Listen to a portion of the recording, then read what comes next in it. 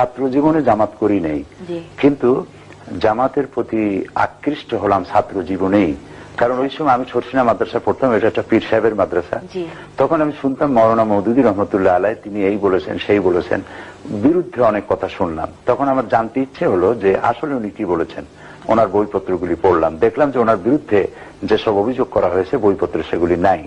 তখন জামাতের প্রতি আমার একটা আকর্ষণ সৃষ্টি হলো। এরপরে আমার লেখাপড়া শেষ করলাম 1962 সনে, মাদ্রাসা শিক্ষার উচ্চ শিক্ষা ডিগ্রি নিয়ে। তারপরে আমি ব্যক্তিগতভাবে কিছু রিসার্চ ইত্যাদি করেছি। 70-এর দশকে এসে আমি জামাতের রুকন হয়েছি।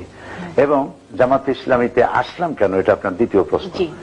এটা হচ্ছে যে ইসলামে যেমন আল্লাহ তাআলা বলেছেন আকিমুস সালাত, নামাজকে প্রতিষ্ঠা করো, সেই আল্লাহ তাআলা আবার বলেছেন আন আকিমুদ্দিন ওয়ালা তাতাফাররাকু, তোমরা দিনকে প্রতিষ্ঠা করো আর এ ব্যাপারে কোনো মতপার্থক্য সৃষ্টি করো না। নামাজ পড়া যেমন ফরজ, আল্লাহর হুকুম অনুযায়ী ব্যক্তি, পরিবার, সমাজ ও রাষ্ট্র পরিচালনা করা ঠিক তেমন ফরজ। সেই জন্য এই ফরজ দায়িত্ব পালনের জন্য একটা দলে শরিক না হলে একাই কি এটা করা সম্ভব নয়। সেই জন্য আমার দৃষ্টিতে একটি সফল আন্দোলন আমি খুঁজলাম, যেটা এমন যে এই মুহূর্তে দেশ যদি হাতে পায় তাহলে দেশটাকে পরিচালনা করতে পারবে। শুধু একজন মওলানা পীর হলেই তো হবে না।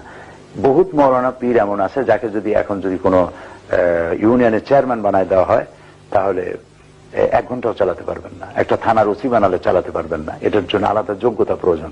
আলেম হওয়া, পীর হওয়া জিনিস, সমাজ পরিচালনা, রাষ্ট্র পরিচালনা ভিন্ন জিনিস। এগুলি জানতে হয়, পড়তে হয়।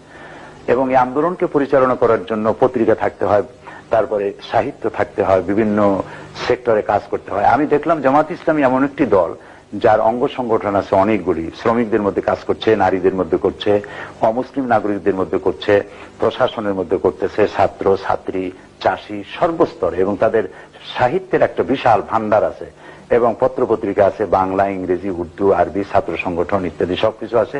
আমি ভাবলাম যে ইসলাম অনুযায়ী দেশকে পরিচালিত করতে হলে এরকম একটি যোগ্যতা সম্পন্ন একটি সুশৃঙ্খল সংগঠন আমার প্রয়োজন।